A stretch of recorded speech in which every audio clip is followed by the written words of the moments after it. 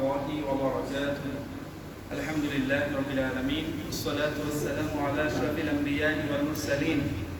আল্লাহ রাব্বুল আলামিনের দরবারে লাখো কোটি শুকরিয়া আদায় করছি। মহান মুনিব শত ব্যস্ততা ছেড়ে দিয়ে সালাতুল মাগরিবের নামাজ জামাতের সাথে আদায় করার নিয়তে মসজিদে আসার বসার তৌফিক দান করেছেন। কালিমাতুশ শুকর আদায় করছি আলহামদুলিল্লাহ। সম্মানিত হাজিরিন, আমরা জানার চেষ্টা করছি যে হযরতে লুকমান আল হাকিম তিনি একজন হিকমতওয়ালা বিচক্ষণ লোক ছিলেন। তাকে লোকেরা প্রশ্ন করা হলো, হে লুকমান আল হাকিম, তুমি কিভাবে প্রজ্ঞার অধিকারী হলে? তখন তিনি বলেছিলেন যে আমি আল্লাহ রাব্বুল আলামিন আমাকে এই প্রজ্ঞা, এই বিচক্ষণতা, এই মেধা দেওয়ার পেছনে চারটা কারণ রয়েছে। কারণ এক নম্বর কারণ হচ্ছে সত্যবাদিতার কারণে আল্লাহ পাক আমাকে এই মেধা দিয়েছিলেন, এই হিকমত দান করেছিলেন। দুই নম্বর গুণ হচ্ছে আমার আমানতদারিতার কারণে আল্লাহ পাক আমাকে সেই হিকমত দান করেছিলেন। তিন নম্বর হলো নীরবতা অবলম্বন করার কারণে আল্লাহ পাক আমাকে এই হিকমত দান করেছিলেন। চার নম্বর হলো বাজে কথা থেকে দূরে থাকার কারণে আল্লাহ পাক আমাকে এই হিকমত দান করেছিলেন। জোরে বলেন সুবহানাল্লাহ। এই চারটা গুণ আমাদের সাথে যদি একটু ম্যাচিং করার চেষ্টা করি, দেখবেন সত্যবাদিতার গুণ আমরা দুর্বল, আমানতদারিতার গুণে আমরা দুর্বল, নীরবতা একটু থাকবো, আত্মসমালোচনা করব, এই ব্যাপারে আমরা দুর্বল। আর বেশি বাজে কথা যেখানে হয় সেই জায়গায় আমরা যুক্ত করে খুব ভালো লাগে, মজা পাওয়া যায়। এজন্য আমাদের আসলে জ্ঞান কম, হিকমত কম, প্রজ্ঞা কম, মেধা কম, কিন্তু মুখের চাপার ঝুঁকি কিন্তু আমাদের বেশি। কিন্তু লুকমান আল হাকিম মুখটা ছিলেন কালো, বিশ্রী, জিহ্বাটা ছিল মোটা, চুলগুলো ছিল কার্পেটের মতো মোটা। নিগ্রো মানুষ, আফ্রিকান বসবাস করতেন। সেই ব্যক্তিটাকে আল্লাহ রাব্বুল আলামিন এই হিকমত দান করেছিলেন। তিনি ছিলেন রাখাল।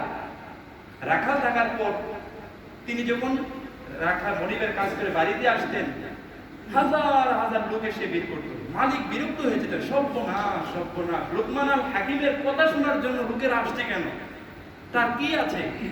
তখন লোকেরা বলেছিল লুকমান আল হাকিম শুধু রাখাল নয়, তিনি একজন অসাধারণ মানুষ ছিলেন।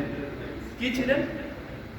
রাখাল আবার অসাধারণ মানুষ হয়ে কিভাবে, তাকে পরীক্ষা করা দরকার।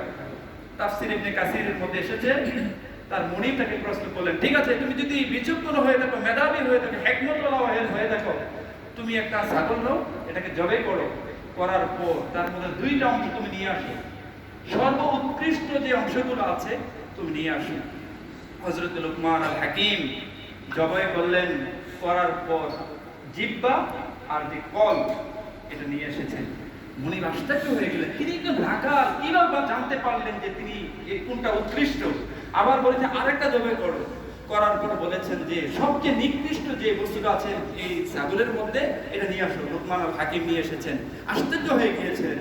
আরেকটা তার ব্যাপার বলা হয়েছে, তিনি এক নৌকা দিয়ে ভ্রমণ করছিলেন, করার পর নৌকা যখন হেলে আর ধুলে, নৌকার মধ্যে অনেক মানুষ, একটা ছোট বাচ্চা ছিল, 4-5-6 মাসের বাচ্চা ছিল। এই বাচ্চাটা কান্না এত জোরে করছে, বাবার কোলে যা কান্না করছে, মার কোলে যা কান্না করছে, অথচ সেই সন্তানের সবচাইতে নিরাপদ আশ্রয়স্থল হচ্ছে মায়ের কোল, সেখানেও কান্না করছে, কেউ তাকে থামাতে পারছে না। লুকমান আল হাকিম, সবাই যদি বিরক্ত হয়ে গেছে, লুকমান আল হাকিম তাকে বলে, ঠিক আছে, সন্তানটা আমার কাছে দেন। সঙ্গে সঙ্গে সন্তানটা নিয়ে পানির মধ্যে তাকে ভিজিয়ে দিলেন। সন্তানের কান্না কমছে না বাড়ছে? বলেন, কথা বলেন, বাড়ছে না কমছে? আরো কান্না বেড়ে গেল। সবাই বলে, আপনি কি করলেন? আমার আদরের সন্তানটাকে নিয়ে আবার পানির মধ্যে পাকে ভিজিয়ে ফেললেন, তার কারণটা কি?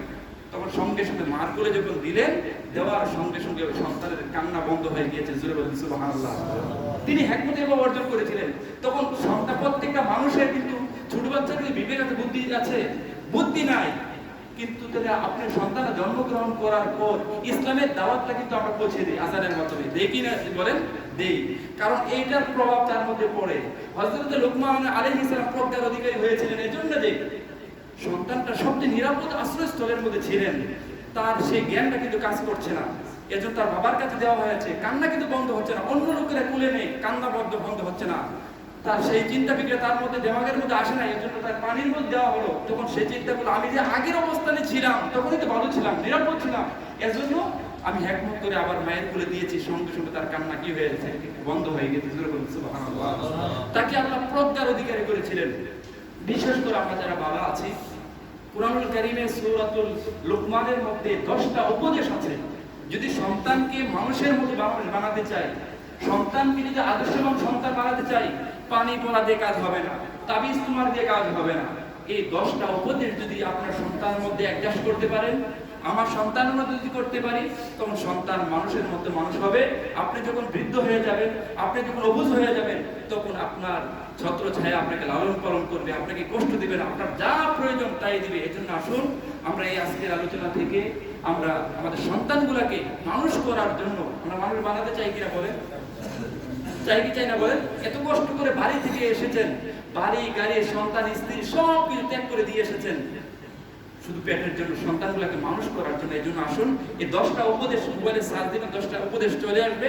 এই 10টা উপদেশের আলোকে আমাদের সন্তানগুলোকে মানুষ বানাতে চাই। আল্লাহ পাক আমাদেরকে কবুল করুন, জোরে বলুন আমিন।